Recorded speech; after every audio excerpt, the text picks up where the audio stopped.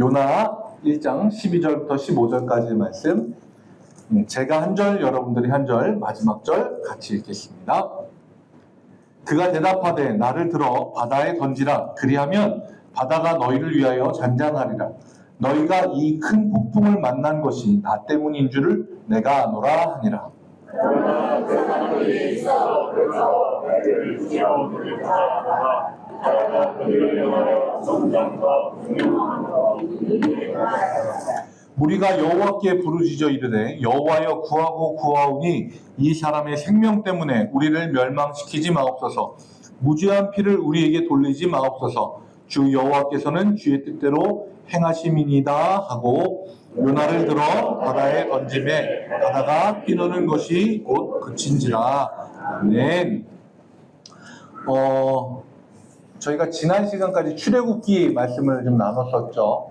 2월 첫 주부터 해서 지난주까지 40장의 말씀을 하나하나 좀 잘 살펴봤고요. 출애굽기를 마치고 나서 어떤 말씀을 좀 나누는 게 좋을까 고민을 했는데 담임 목사님께서 생활 전도에 대한 거를 좀 많이 강조를 하셨고, 그래서 전도에 대한 거를 저희가 조금 확실하게, 전도에 대한 오해도 있고 그리고 잘못 알고 있는 부분들도 있어서 이 요나서 말씀을 통해서 전도에 대해서 한번 좀 이야기하고 가야겠다라는 생각이 들어서 요나서를 좀 한동안 이 말씀을 좀 나누도록 할 겁니다.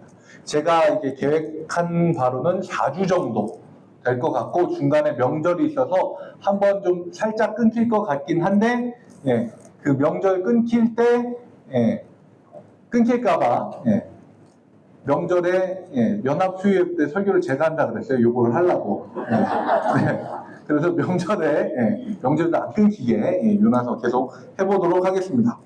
웃자고 한 얘기가 아니라 진짜입니다. 명절 전에 금요일 날도 제가 합니다. 제가 한다 그랬습니다. 우선 이 요나서라고 하는 성경을 좀 볼 텐데요. 이 요나서라고 하는 성경은요, 보시면, 화면을 좀 보여주세요. 선지서라고 하는 큰 타이틀 안에 두 가지 종류로 나눠져요. 대선지서가 있고 소선지서가 있는데, 요나서는 여기에 소선지서로 들어가는 선지서입니다. 그런데 이 대선지서와 소선지서를 나누는 기준은 뭐냐? 대선지서, 사람들 이름을 보세요. 다 아실 만한 이름이잖아요. 그죠? 그래서 대선지서는 엄청나게 유명하고 대단하신 선지자들이 작성하신 거다라고 생각하시면 안 돼요. 왜냐하면 대선지서와 소선지서를 나누는 기준은요, 순수하게 분량입니다. 많으면 대선지서고요, 분량이 적으면 소선지서예요. 이거 자체도 의미하는 게 있는데요, 하나님의 말씀은요, 사람이 위대하다 그래서 대단한 말씀이 아니에요. 하나님의 말씀은 어느 말씀 하나하나 다 빠질 것이 없이 다 소중합니다. 그게 많고 적을 뿐이지 귀하고 천하다는 구분이 전혀 없어요. 그래서 양이 많은 것, 이거는 대선지서, 적은 거는 소선지서. 그래서 요나서도 1장부터 4장까지밖에 없습니다. 그래서 소선지서 안에 있는 좀 작은 분량의 선지서입니다. 그리고 요나서는 조금 독특합니다. 다른 선지서에 비해서 굉장히 독특해요.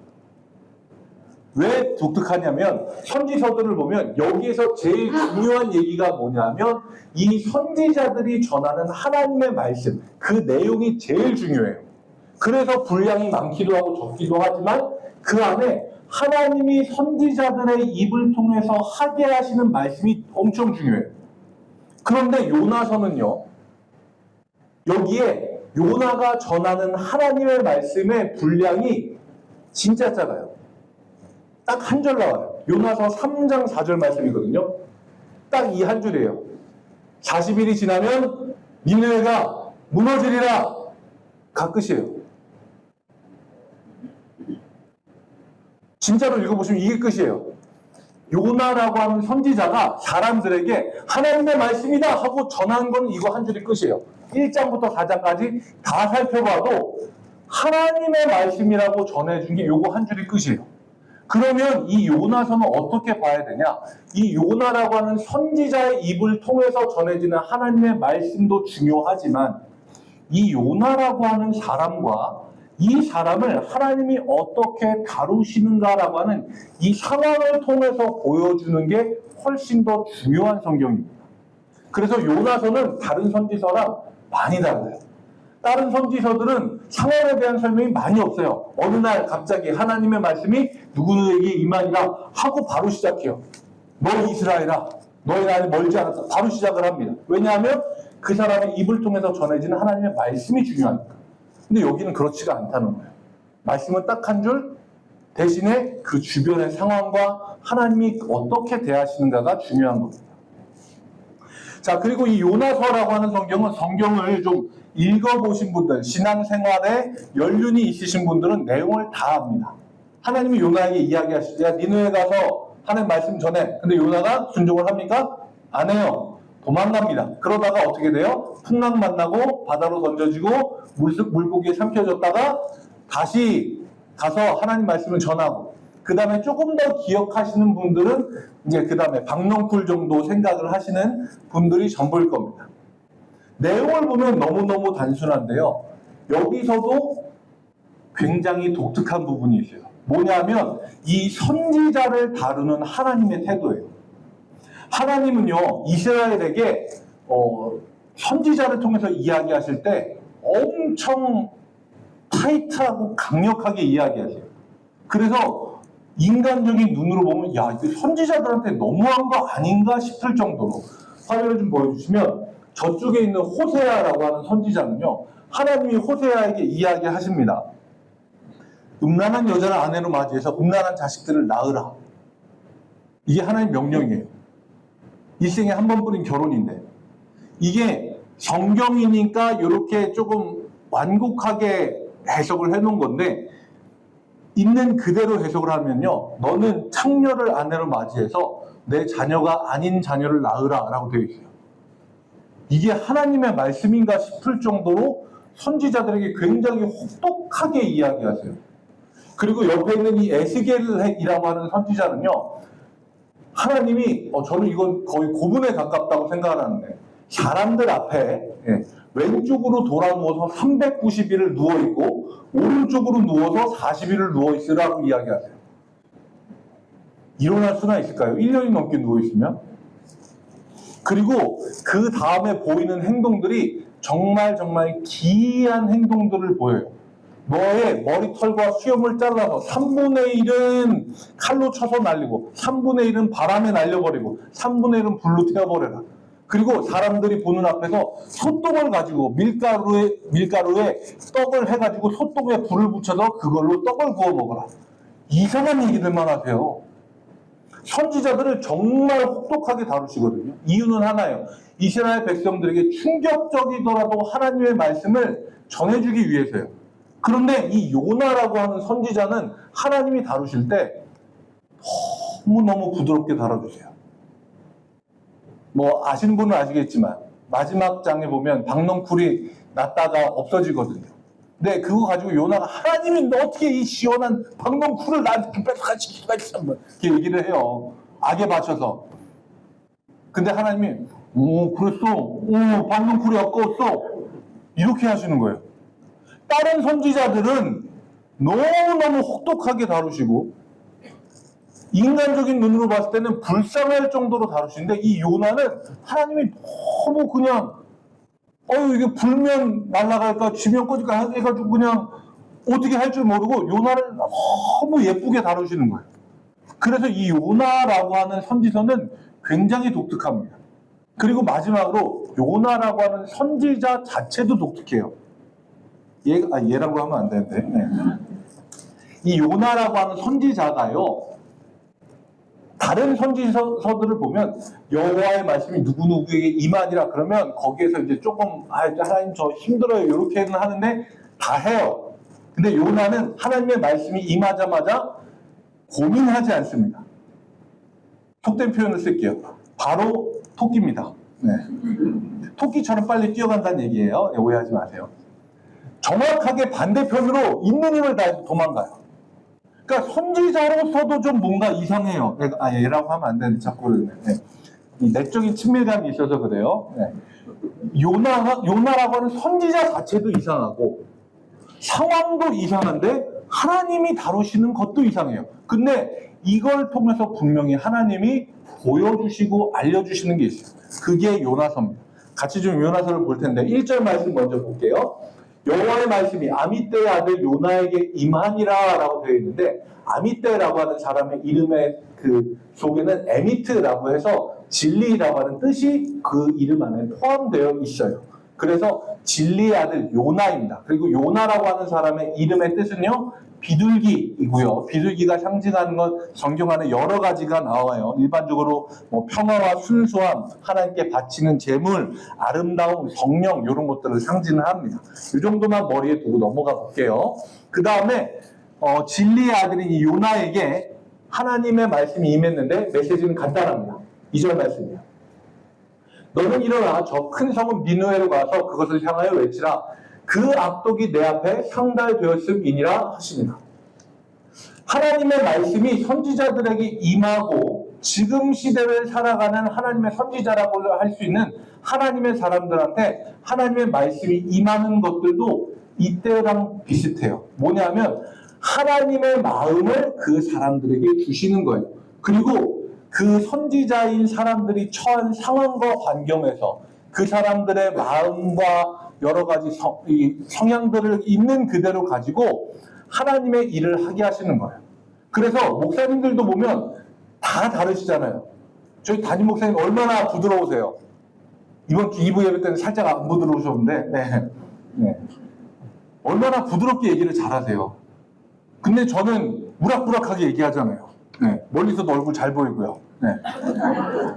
그런데 이 모든 것들이 하나님이 각자 주신 역할이 달라요. 그런데 동일한 건 뭐냐면 그 안에 부어주신 하나님의 마음이 똑같은 거예요. 요나라고 하는 선지자에게도 마찬가지였어요. 이 사람이 진리의 아들이었고 이름으로 좋은 이름을 가지고 있는데 성향적으로 자기한테 뭔가 부담되는 게 주어지면 도망가고 회피하는 사람이에요. 그런데 그런 사람에게도 하나님의 마음이 임해서 일하게 하시는 거예요. 그게 하나님이 일하시는 방식이에요. 그래서 우리는 우리 주변에 하나님의 일을 하는 사람들이 있어요. 꼭 사역자만이 아니라 우리 주변에 있는 모든 사람들이 다 하나님의 일을 하는데 그 모습이 다 다를 수 있습니다. 누군가는 너무 하나님의 사람인 것처럼 너무 예의 바르고 착하고 성실하고, 근데 누군가는 막 우악 막 얘기도 하고 으악 소리를 지르기도 하고 뭐 이렇게 하는 사람도 있는데 그 겉모습은 다 다르지만 그 속에 하나님의 부어주신 마음이 있으면 하나님의 일을 하는 겁니다. 하나님이 그렇게 이 요나라고 하는 사람을 움직이기 위해서 하나님의 마음을 부어주셨어요. 하나님의 마음을 주셨어요. 자, 그런데 아까 제가 말씀드렸죠. 요나는 어떤 사람이에요? 자기에게 부담스러운 게 오면 어떤 사람? 깡총깡총? 네, 도망가는 사람. 네, 이렇게 생각하시면 됩니다. 사실 다음 말씀 좀 보여주시겠어요? 네. 예레미야라고 하는 사람에게도 하나님의 말씀이 임했을 때 예레미야가 거부 의사를 밝힙니다. 슬프도소이다 주 여호와여 보소서 나는 아이라 말할 줄을 알지 못하나이다 라고 이야기합니다. 거부 의사예요. 하나님 저 너무 어려요. 내가 어려서 무슨 하나님의 일을 하겠어요. 저 말도 잘 못해요. 내가 어떻게 사람들 앞에서 하나님의 말이라고 하겠어요. 그런데 해요. 왜? 하나님의 말씀이니까. 근데 제가 아까 얘기했잖아요. 요나는 달라요. 1장 3절입니다. 여호와의 얼굴을 피하려고 일어나 다시스로 도망하려 하여 욥바로 내려갔던 이 사람은 2절에 하나님의 말씀이 임하자마자 바로 도망갑니다. 하나님 제가 어린 것 같아요. 저 부담 아니요. 대꾸도 안 해요. 그냥 가요. 뒤도 안 돌아봅니다. 이거는 뭐냐면 이미 하나님의 말씀이 임하는 순간 마음에서 결정을 내렸어요. 니네의 악독을 내가 보았느니라 하고 가는 거예요. 게다가요. 요나가 제가 1장 3절을 다 안 썼는데 요 뒤에 말씀을 보면 앞에 나와 있는 거는 똑같이 여호와의 얼굴을 피하려고 요바로 가서 다시스에 내려간대. 그 다음에 또 나와요. 여호와의 얼굴을 피하려고 다시스로 가는 배에 삭시를 사고 배에 올라탔더라라고 합니다. 그러니까 요나는 어떻게든 하나님을 피하려고 한 거예요. 하나님을 피하려고. 그런데 하나님이 피해진다고 피해집니까? 저는 요 말씀을 보면서 여기 여호와의 얼굴이라고 하는 부분을 제가 가지고 있는 그 히브리어 성경에서 동일하게 쓰여진 걸 찾을 수 있는 프로그램이 있어요. 찾는 걸 찾아봤는데 어디에서 봤냐면 창세기에서 아담과 하와가 하나님의 낯을 피하려 하여라고 할 때 쓰였던 말이랑 똑같아요. 하나님의 낯을 피한다는 거는 여러분 잠깐 옆에 분들 얼굴 좀 한번 보시겠어요? 네. 미소가 지어지시죠? 네. 옆 사람이 웃기게 생겨서가 아니라, 그죠? 네. 미소가 지어지시죠? 왜냐하면 좋은 마음이 있으니까 옆 사람 얼굴만 봐도 미소가 지어지는 거예요. 그런데 우리가 누군가에게 잘못을 하면 제일 먼저 하는 게 뭐예요? 그 사람의 얼굴부터 펴요. 안 보려고 합니다. 요새는 뭐 그런 사람들 많이 없던데 옛날에는 경찰서 뭐 잡혀가는 범죄자들 보면 다 뭐예요? 뭐 이렇게 모자 눌러 쓰고 막 가리고 막 하잖아요. 얼굴을 피하려고 하는 게 일반적이에요. 왜냐하면 그 마음 속에 자기가 죄를 지었다는 걸 알고 있으니까. 아담과 하와도 그래서 하나님의 낯을 피하려고 했고 요나도 마찬가지예요. 자기가 하나님의 말씀을 거역하고 도망간다는 걸 알기 때문에 여호와의 얼굴을 피하려고 하는 거예요. 그런데요, 절대 피할 수가 없어요. 시편 139편 말씀이에요. 이렇게 되어 있습니다. 요건 좀 긴데요. 말씀이 너무 좋으니까 같이 한번 읽겠습니다. 시작. 내가 주의 영을 떠나 어디로 가며 주의 앞에서 어디로 피하리이까? 내가 하늘에 올라갈지라도 거기 계시며 수월에 내 자리를 펼지라도 거기 계시니이다. 내가 새벽 날개를 치며 바다 끝에 가서 거주할지라도 거기서도 주의 손이 나를 인도하시며 주의 오른손이 나를 붙드시리이다. 아멘. 여러분들 이 말씀이요, 믿는 우리에게는 얼마나 큰 축복인지 모릅니다.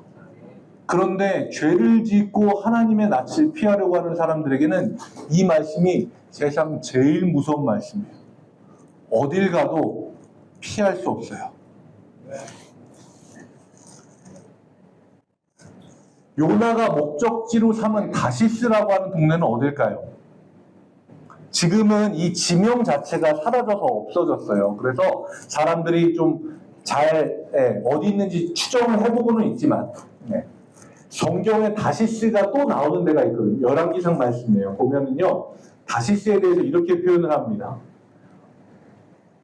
금과 은과 상아와 원숭이와 공작들을 실어왔습니다. 그러니까 그 당시에 보기 어려운, 그러니까 신기하고 좋은 물건들이 많이 있는 항구 도시예요. 사람들의 머릿속엔 저 멀리 어딘가에 있는 엄청 좋은 데라고 생각을 하는 거예요. 요나는 거기를 목적지로 삼아서 야, 그 매혹적인 도시, 내가 이왕 도망치는 거 좋은 데 한번 가보자. 목적지로 삼아서 가는 겁니다.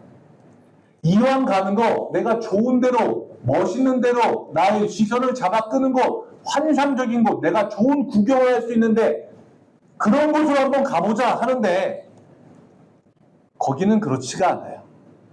지도를 좀 보여주시겠어요?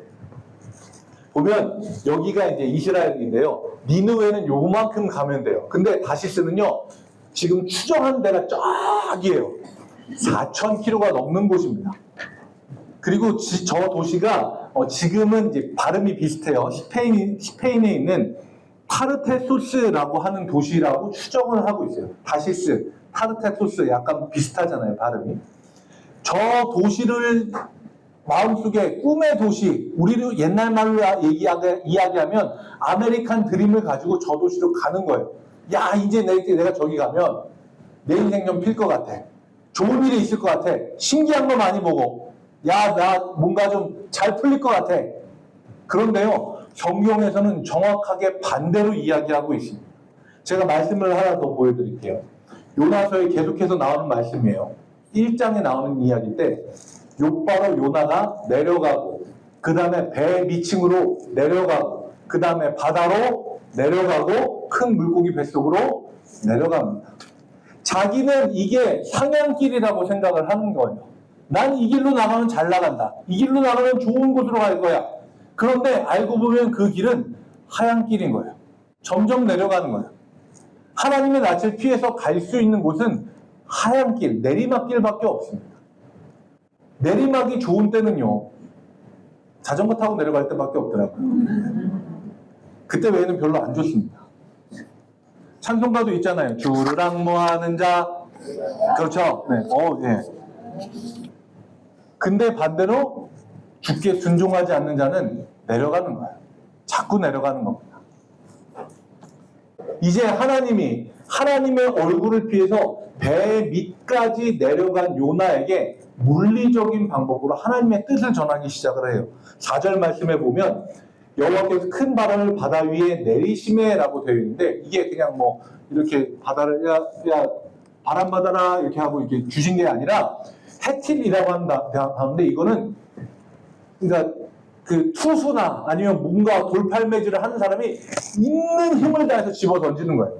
하나님이 바람을 바다 위에다가 집어 던지신 거예요. 목적은 하나, 요나 니느웨로 가. 이거 하나를 가지고 직접적으로 이 요나에게 물리적인 방법으로 어려움을 주시는 거예요. 이 메시지는요, 굉장히 우리에게 주는 의미가 큽니다. 우리가 살아가는 동안에 때로는 힘껏 얻어맞는 것처럼 느껴지는 순간들이 있어요. 여기 이 단어처럼 누군가 나를 힘껏 내리쳐서 내가 있던 자리에서 굴러 떨어지는 것처럼 느껴지는 때가 있습니다. 저 역시도 마찬가지고요.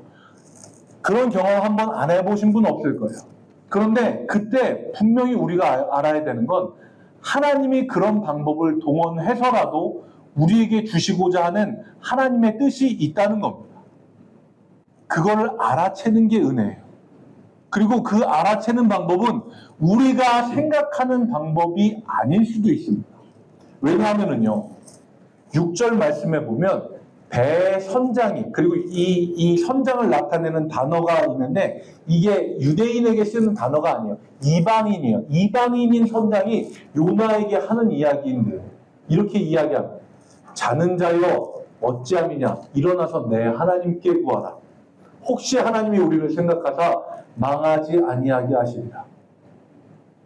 이게 이방인이자 대선장인 하나님을 믿지 않는 사람이 믿는 사람에게 하는 이야기예요. 자는 자여 어찌함이냐. 이거는 겉으로 보기에는 그냥 잠들어 있는 요나를 깨우는 행동처럼 보여요. 그런데 그의 잠들어 있던 영혼에게 주는 하나님의 강력한 메시지예요. 일어나라고. 하나님께 구하라고. 하나님이 우리를 생각하사 망하지 않게 해주실 수 있으니까 일어나서 구하라고. 요나에게, 그리고 지금 잠자고 있는 우리 영혼에게 들려주시는 이야기입니다. 저는 이 부분을 보면서 사도행전 16장의 말씀이 떠올랐어요. 사도 바울이 꿈에서 마게도냐인 한 사람을 보거든요. 근데 그 마게도냐 사람이 이야기를 합니다. 마게도냐로 건너와서 우리를 도우라라고 이야기하는 꿈 같은 환상을 바울이 꿔요. 원래는 바울은 자기가 이 전도 여행을 하면서 계획을 갖고 있었어요. 굉장히 계획적인 사람이었거든요. T일 것 같고 J일 것 같은 그런 사람인데, 비두니아라고 하는 곳으로 가려고 했는데 꿈에서 이 마게도니아 사람이 와서 우리를 도우라라고 하는 이야기를 듣고 자기가 원래 가려던 길이 막힌 걸 보고 지체 없이 마게도니아로 건너가게 됩니다. 왜냐하면요, 분명한 하나님의 사인이 있기 때문에 그래요.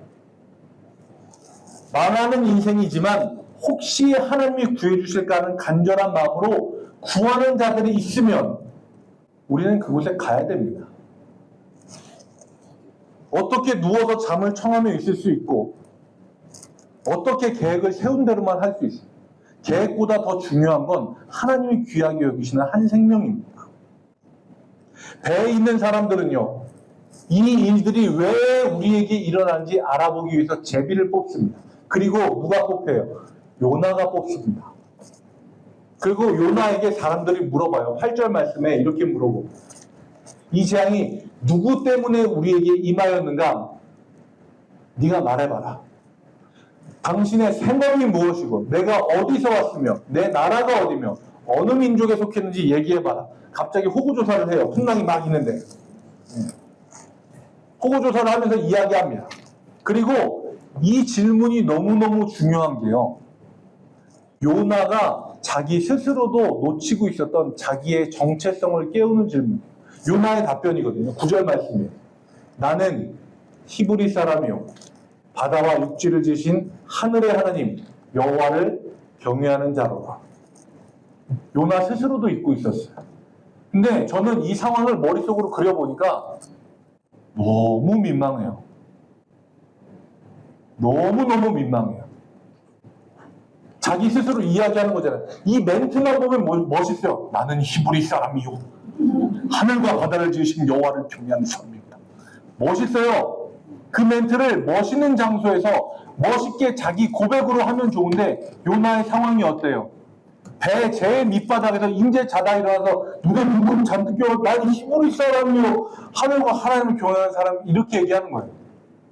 얼마나 민망한 상황입니까? 저는 이 상황을 머릿속에 그려보면서 이 생각이 떠올랐어요. 우리가 누군지는요, 내가 히브리 사람이라고 하는 혈통의 배경이나 내가 하나님을 경외하고 믿는다는 내 입으로 얘기하는 게 내가 누군지를 알려주지 않아요. 하나님의 사명을 우리가 행하고 있으면 그게 우리가 누구인지 알려주는 겁니다. 선지자는요, 배 밑창에서 잠들어 있는 사람이 아니라 나가서 하나님의 말씀을 전하는 사람이어야 돼요. 그러면 그 누구도 묻지 않아요. 왜냐하면 묻지 않아도 아니까. 그가 하나님의 사람임을 아니까요. 얼마나 기가 차고 부끄러운 노릇인데 이것보다 사실 더 민망하고 부끄러운 상황이 있어요. 여러분들 요나가 니느웨로 왜 안 갔는지 아세요?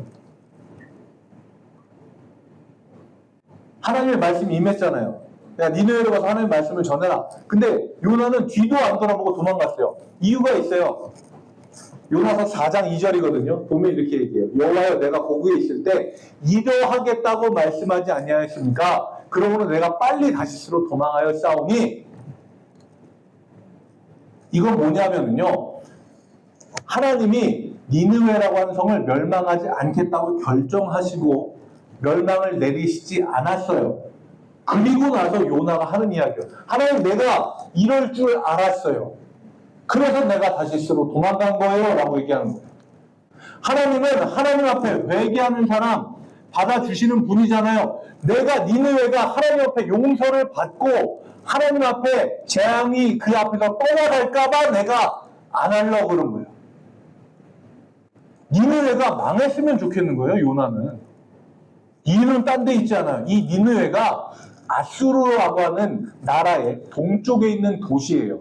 아수르가 대제국을 건설을 했는데 바벨론 전에 지역이 워낙 크니까 곳곳에 자기 나라의 수도를 만들었는데 제일 동쪽에 있는 수도가 이 니느웨예요. 그리고 이 니느웨는요